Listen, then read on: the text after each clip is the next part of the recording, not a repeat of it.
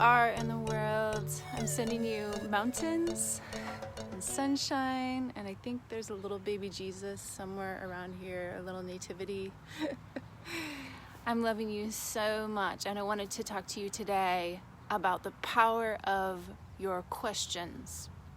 The angels have been really honing in lately, the last few months, about the creative energy within a question.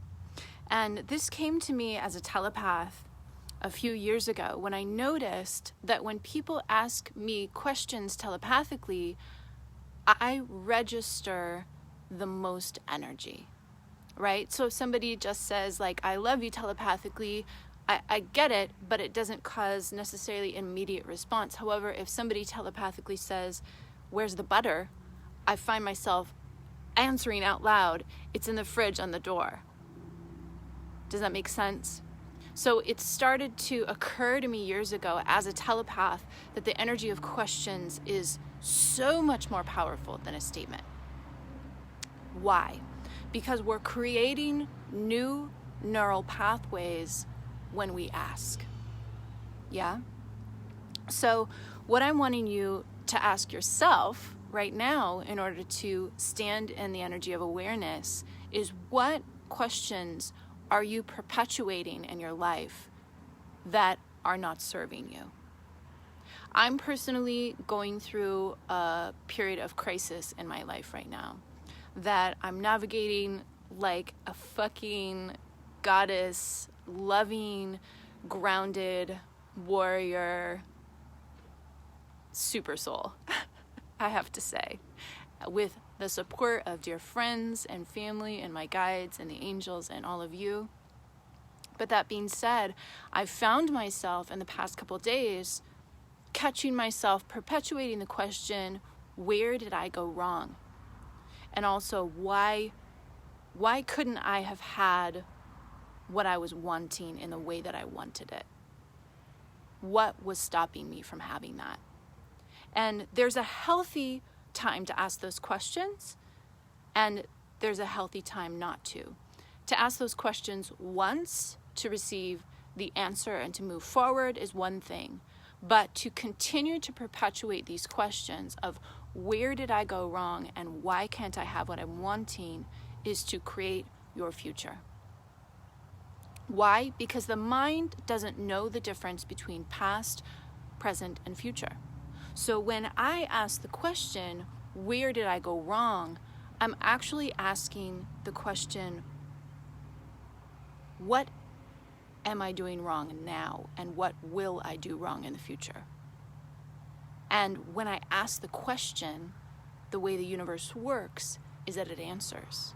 So even if I didn't go wrong anywhere, the universe will find a way that I did, because that's the mathematical equation that this superpower motherboard computer that we're living in is always perpetually answering our equations. We set an equation, we say equals sign, and the universe goes answer. So what are you perpetuating? What question are you perpetuating? I want you to do this with me, because these are collective questions. Where did I go wrong is a question that we ask in our relationships. When we have there's a sever in a relationship or a disentanglement in a relationship that was really meaningful and powerful to us, and we didn't have the closure that we wanted and or needed, and we can perpetuate that question, where did I go wrong? Because the person is saying one thing, you didn't go wrong, there was nothing that you did wrong, you're a beautiful person, and then we're left with that question, right? Where did I go wrong? And again, we're creating that. So I want you to do this with me now, since this is it's not a universal question, but it is a collective question. Where did I go wrong? I want you to feel into something in your life. Some of you are going through crisis right now, and I want you to feel in your life this energy of crisis, wherever it may be, in your relationships, with your finances, with your health, maybe existential, right? and feel that energy of, God, this didn't turn out quite the way I wanted it to. And I want you to feel into that energy of, where did I go wrong? And I want you to feel what you feel, the vibratory frequency behind the words. How does it make you feel when you say, where did I go wrong? I want you to feel into that energy, and then I want you to psychically go into the center of that energy.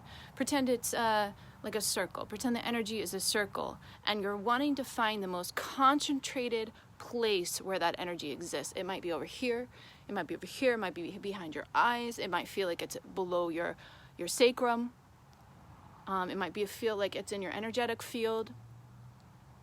Where is the most concentrated, heavy energy of the question, where did I go wrong? I want you to focus intently on that energy, yeah?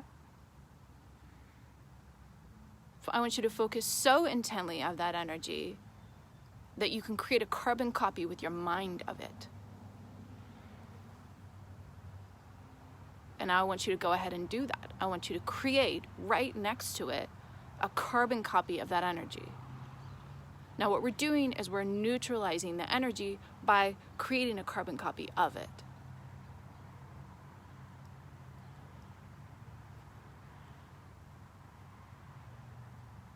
Good.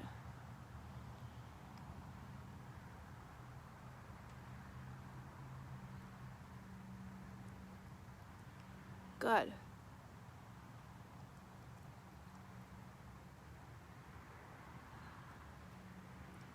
Good. Now what I'm wanting you to do when you feel the energy completely neutralize is I'm wanting you to repeat after me. I release that this energy is who I am. I release that I am this energy to myself.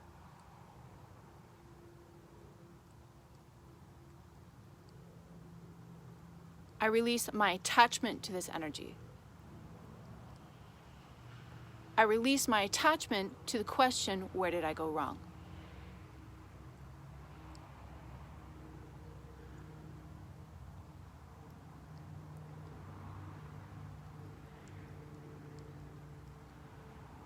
Good. I release my need to ask the question, where did I go wrong?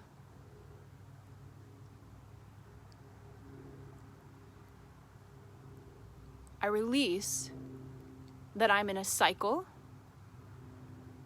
of the return of the feeling of where did I go wrong.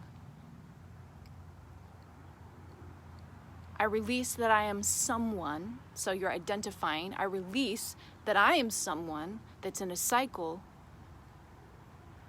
of the return of the feeling of where did I go wrong. So you're stepping out. When you say, I am someone, and you're stepping into the identity fabric of the subconscious mind, you're stepping out into a different perspective, right? There's layers of perspective. Those are the dimensions. There's layers of perspective of the human experience. So we're stepping back. Abraham Hicks would say we're getting more general, right? We're stepping back into a bigger perspective, and we're seeing ourselves as an identity. So when we say, I release that I'm someone, you're seeing yourself as someone outside of yourself. So now I just want you to release all the excess energy. So I release the trauma and drama around this. And I want you to see like this reverse cyclone coming up from the top of your head, like a white light cyclone, but it's reverse, and it's pulling out any of the fragments that you've shaken loose in your energetic field, in the cells in your physical body, and it's suctioning or vacuuming them up into the creator space, into the light, in order to transform into pure positive energy. So I release the trauma around this. Feel into your nervous system when you say that, because that's where the trauma is stored. The drama. So the drama is the story that you created as a result of the trauma. And the drama also includes all of the subsequent belief systems that your subconscious mind created as a result of the trauma. right? So I release the drama, I release the story.